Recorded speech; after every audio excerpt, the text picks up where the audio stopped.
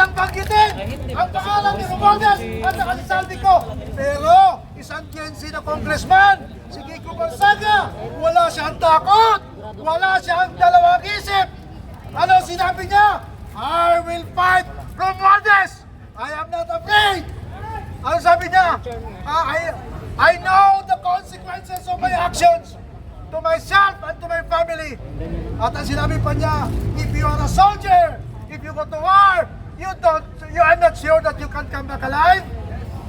Sabi niya, di ba sinabi niya yan? Kaya siya pumasok sa Kongreso, ipaglalaban ng katotohanan, no matter the cost. And the cost might be his life, his liberty, his family, and his well-being. Sa yan ang kabataan. Di ba tayo maingganyo kasamahan si Congressman Kiko Gonzaga, yung kanyang kabata-batang 26 years old lamang, samantalang yung mga kasama niya na matagal na sa Kongreso. Nakaw, takot na takot marinig lang pangalan ni Romualdez. Mga kasama, kayo naman magsalita. Ako na si Mr. Park Alamada. Ihay kaliga. Come on. Sige, kabataan! Pag-asa ng bayan! Pag-asa ng bayan! Pag-asa ng bayan!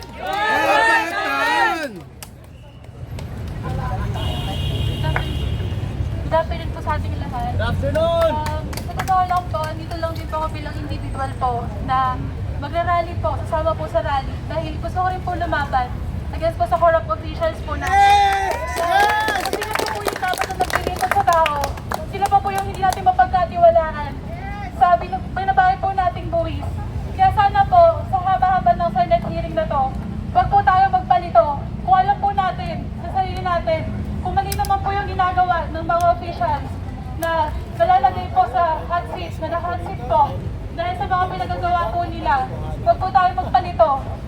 Ilaban po natin na kung kailangan po nilang makulong, ipapakulong po natin sila. Yes! Sana po, mas lakasan po natin yung loob natin na sumali sa mga rallies, na ilaban po yung mga karapatan natin. Sana po, tawagan din po natin yung mga kapamilya o kaibigan po na kakilala natin na sumawa din po, na isigaw po yung karapatan nila bilang tao, bilang mamamayang Pilipino. Yun lang po, salamat po. Salamat. Selfie kami. Sino pa iba? Iba pa? Sino pa?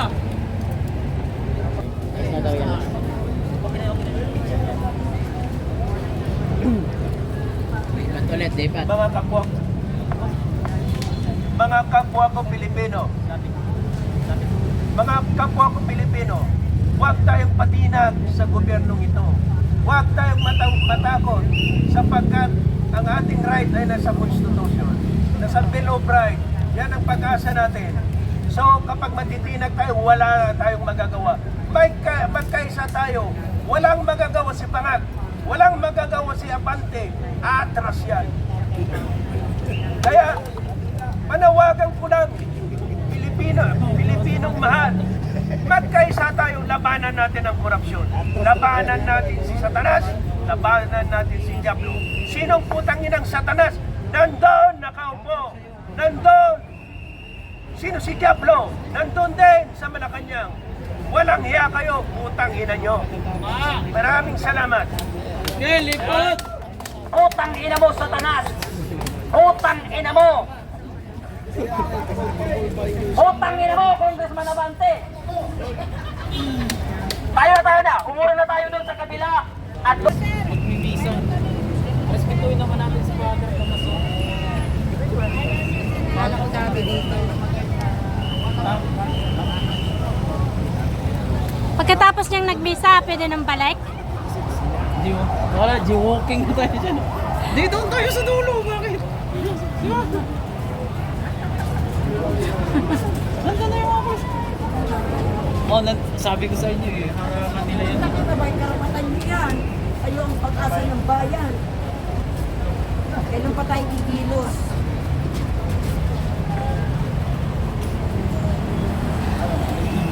Dito ba mag-dito? Anong G-walking? 500 pesos. Kaya ng jogging. Eh dito tayo sa gitna. Ayaw nila dyan. Dito tayo sa gitna ng kalsada. Ay grabe si Chavit yun oh. Chavit. Chavit Simpson.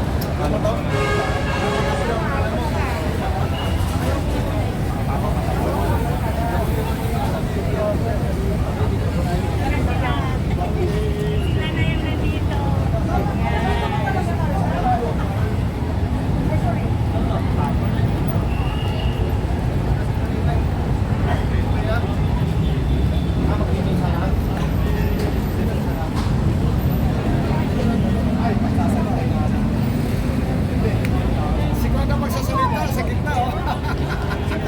Ay siya! Magaling din magsalita siya. Yan sir, siya. Ayan, yan mismo, yan vlogger na yan, opo. Magaling yan. Kanina pa siya, ayaw magsalita.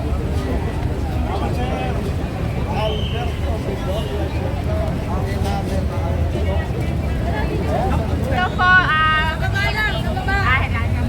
hello po, good evening. Gusto ko lang pong sabihin na di ho ba ang sabi ng mga congressman, sila ang nagre-representa sa mga tao? Di ba tayo naman ay tao din? Dapat pakinggan nila tayo. Ako po nakikinig ng hearing sa Congress, sa Senate. Parang hindi nila tinutumbok yung pinaka-dulot-pulo ng problema. Sino ba yung nag-insertion? Nasa na ba siya? Nasa na ba yung Dracula yun? Diba? Hindi nila, nasa na ba yung mastermind? Dapat yun ang dapat yun ang una nilang hinahanap eh.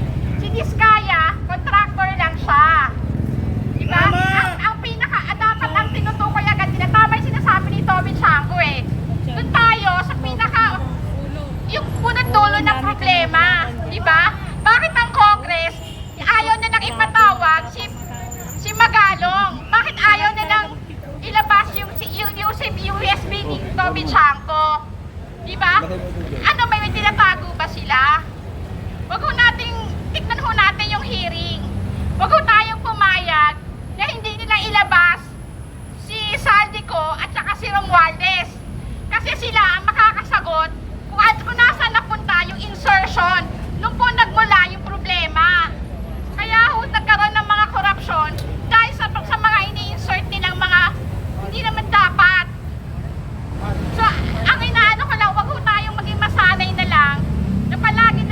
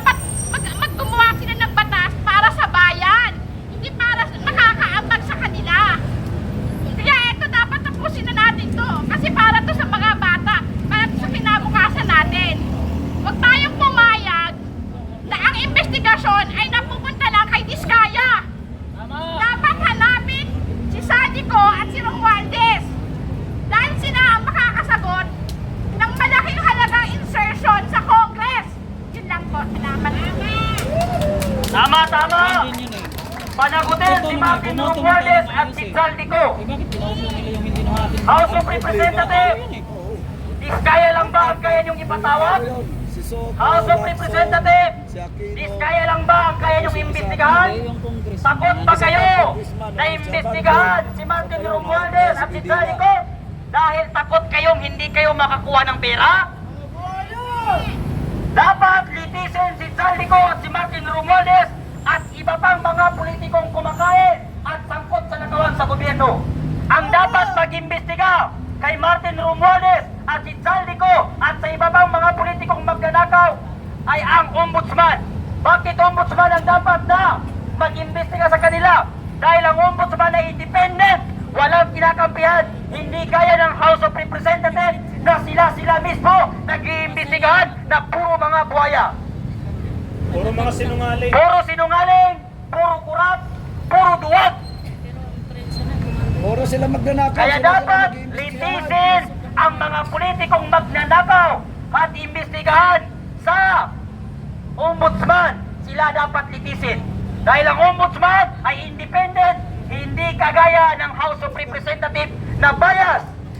Bias ang House of Representatives. Puro kasinungalingan, puro kalukuhan at pilit nilang inidadawit ang nakaraang administrasyon.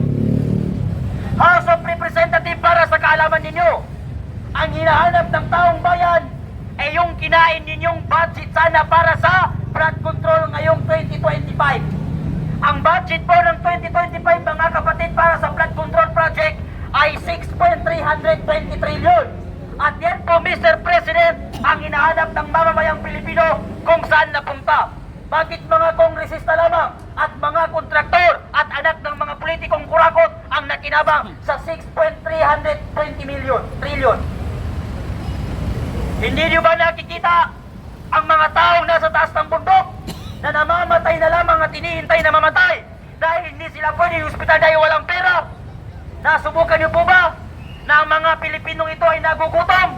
Mr. President, taong bayan po ang humihingi na kayo ay bumaba sa posisyon at mahiya naman kayo kung ang mga Pilipinong pinamumunuan ninyo ay hindi nakikinig sa inyo. Mahiya naman kayong mga politiko kayo kung ang mga kadistrito nyo mismo ay ayaw sa inyo, mga congressman. At nakakapagtaka rin, netong nakaraan na eleksyon ay si Congressman Abante na hindi ibinoto ng mga tao mamamayan ay nanalo. Napakakapal ng muka. Bakit siya nanalo eh, hindi naman siya binoto ng Pilipino? Dahil ba siya ay son of Comelec? Dahil ba kay George Garcia? Dapat ay palitan si George Garcia sa Comelec dahil ang ating liyan mapalitan, papapanalunin niya ang mga tiwali sa gobyerno. Palayasin na yan. Palayasin yan silang lahat. Mga Pilipino, hanggang dito na lamang ba tayo? Magsasalita na lang ba tayo? Aayaan na lang ba natin ang mga politikong kumakain at lumalabon sa tax natin? Papayagan ba natin yon na mangyari sa atin dito? Gayahin natin ang Nepal, pati ang Indonesia. Kung nagawa ng Indonesia, magagawa rin ng mga Pilipino. Noong unang panahon, lahat ng mga ibang bansa ay nagkakanasa sa ating bansa. Pinalayas ng mga Pilipino ang mga Espanyol, pinalayas nila ang mga Hapon, pinalayas nila ang mga Amerikano.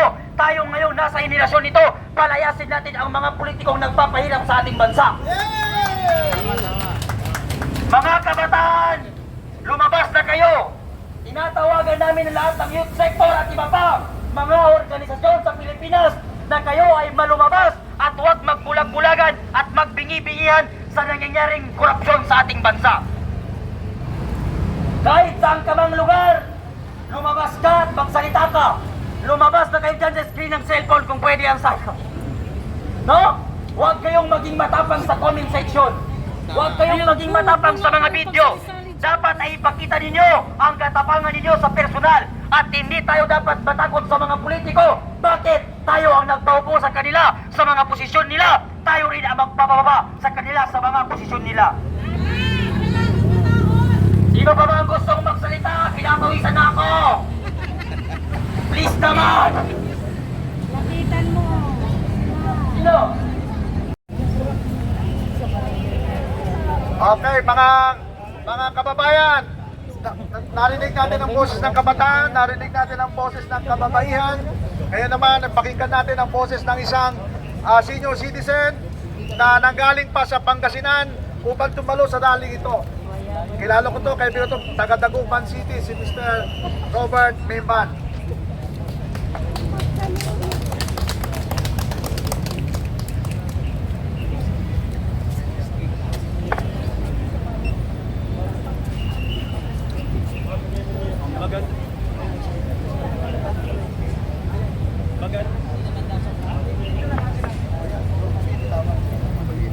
Magandang hapon po sa inyo lahat.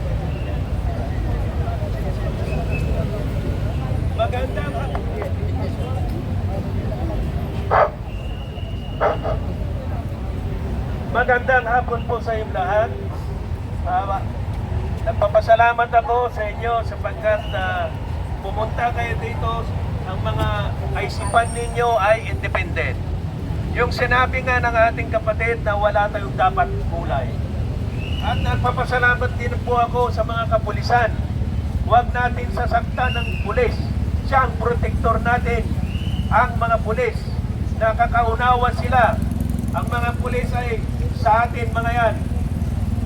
Ngayon, nananawagan ako kay President Marcos sapagkat si President Marcos hanggang ngayon 1 taon, 2 taon, 3 taon, wala pang nangyayari. Kundi ano ang nangyayari? Tignan ninyo yung flood control, well health, lahat ng mga dapat na asahan natin na magbibigay sa atin ng kaginhawan, kinurap nila. Ngayon, sino ngayon ang pananagutin natin? Dapat doon sa taas, pababa, hanggang sa baba. So, nananawagan po ako sa inyo, mga kababayan ko, na kayo ay maging sober. Kayo hindi padiktahan ng mga politikos kapag may susunod na eleksyon. Intindihan natin mabuti kung ano ang ibubuto natin. Kung sino nagmamalasakit sa atin. Yan, marami nating jurisprudence na nangyari. Noon pa, walang nangyayari mga politikos na nagkukurakot sa ating bayan. Kaya lang, naghihinanakit ang aming kalooban ng mga Ilocano.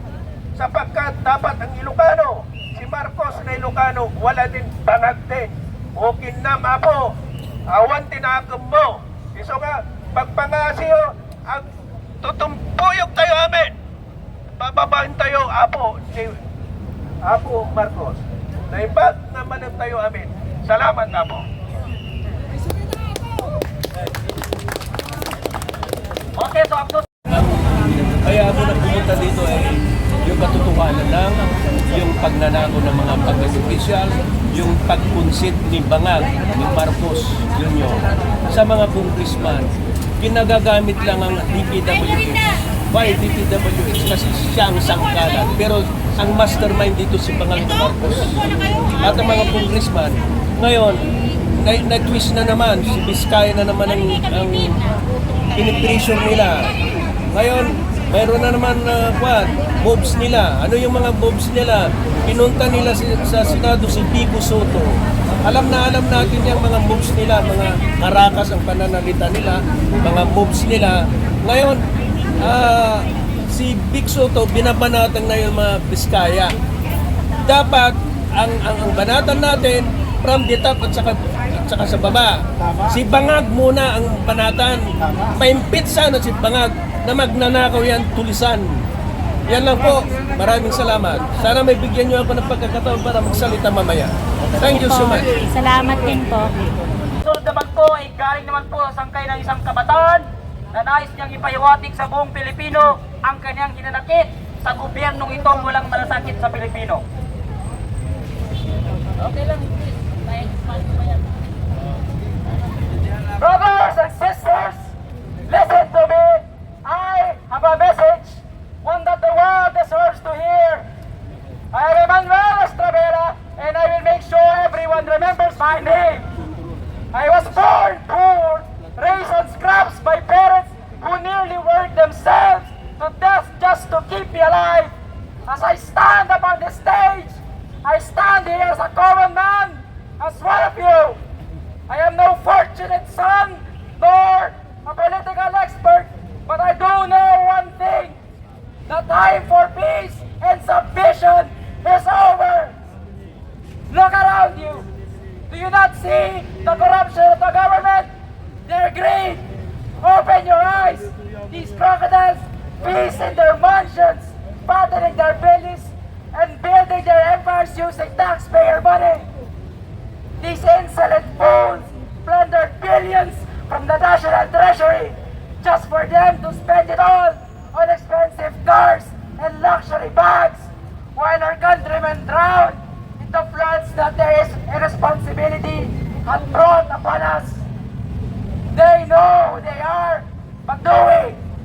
They are the dynasties, rich families that dominate 80% of Congress using our taxes as their income.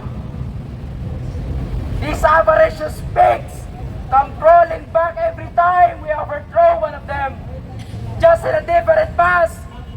I honestly am surprised how we're still classified as a democracy when we're really an oligarchy beneath the disguise. It is an administration for the elite, by the elite.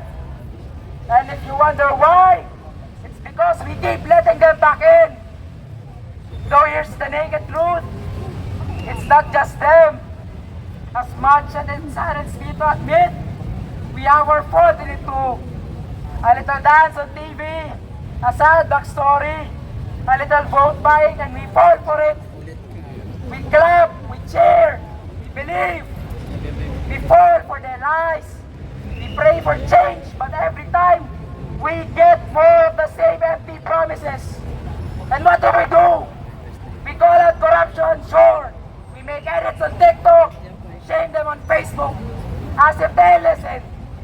They already know what they are doing. So now comes the time of real action. Long have we been in chains. Long have we fought oppressors from foreign shores, and yet our greatest enemies walk in our midst. Tagalog, Bisakol, terorista. These are some of the words we hurl at each other when they lead feast on our neighbor. When we fight amongst ourselves, their greed is away at our savings, our families, our lives. Their sons and daughters, the nepotistic devils. They flex their money, stolen from you, from me. So I say enough. The people must fight. Lay down your banners. Forget your petty divides. Christian or Muslim, gay or straight, man or woman, it does not matter anymore. From now on, we stand together under one standard, the Philippine flag.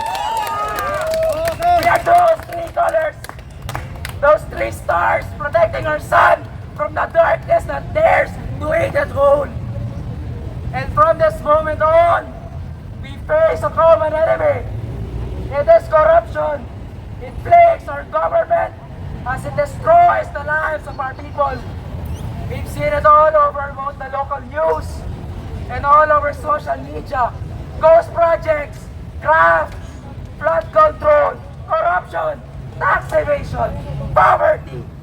All because they alone hoard the wealth meant to be shared by all. They call us hampas lupa, patay gutom, in front of our faces. They mock us, they flex their wealth, all the while when they feed upon our taxes. According to law, this is punishable by jail. And yet, these hypocrites still walk free.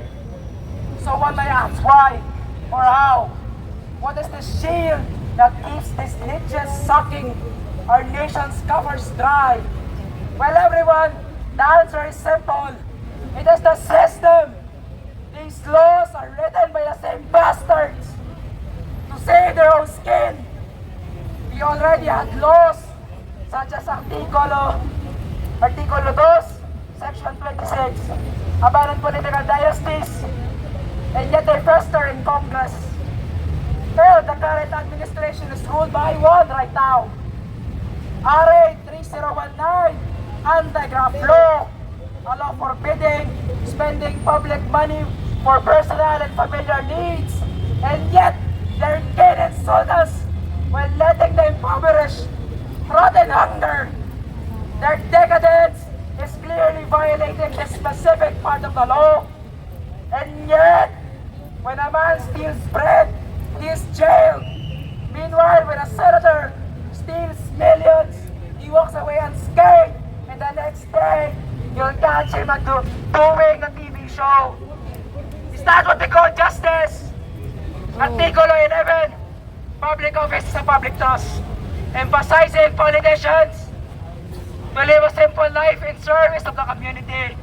And yet they build mansions from billions of siphoned money. What trust is left when our billions vanish to our ghost projects, when our taxes flooded their pockets while our people starve? These laws are in place, and yet none of them work, because in an oligarchic state, money keeps the rich above the law. These corrupt individuals break the very constitution itself, and still they face no charges. How ridiculous! Do you see how despite several administrations coming and going by, we're still considered one of the most corrupt countries in the whole world? It's a 1 and 2, sure, both victories. But on the long term, we haven't seen barely any progress at all. Because nothing ever changes in the system. Only the ones who control it ever do. Now, Brighton, everyone, what must we do if an unwanted tree grows in your yard? We strip it of life, of its source of power, and then we cut it from the roots. We kill it. And as for our nation, we must not offer a strong leader. Instead, we must burn the corruption that festers within. Give back the money they stole and replace the old system with a newer, better one that allows good leaders to naturally thrive in. But thankfully, not all hope is lost. Recently, I saw a bill that was discussed in Congress supporting the death penalty of corrupt politicians, and honestly, I give my full support to it. Do you? Yes. But we need change, reform. But alas, I hope for it to make the cut. But as expected, it did not. Of course it would fail. Because if it did pass, we would barely have a government by tomorrow.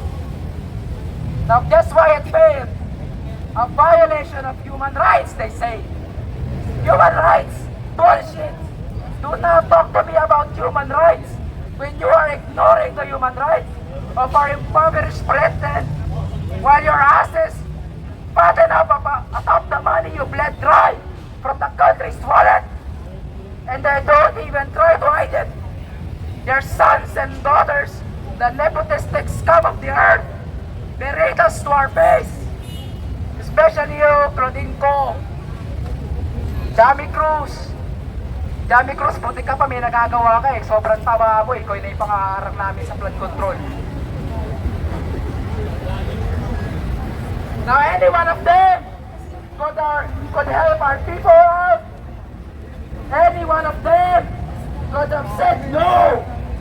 We won't act like greedy animals anymore. We have given them several years, and yet they only act when they're forced to.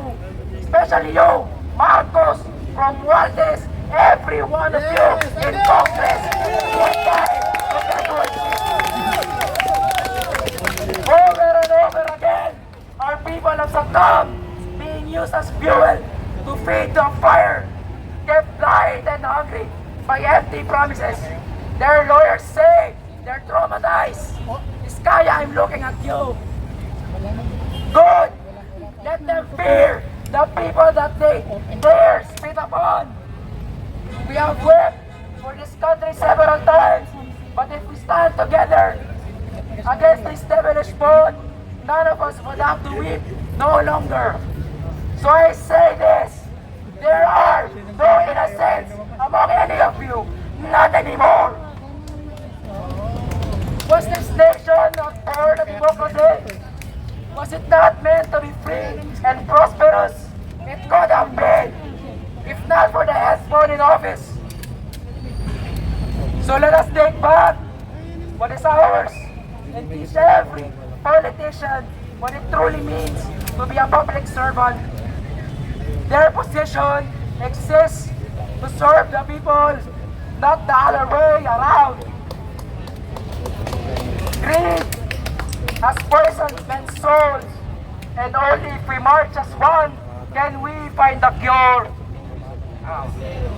To those who can hear me, I say, do not despair. The misery that is now upon us, but is the passing of greed, the bitterness of men who worship money and fear the way of human progress.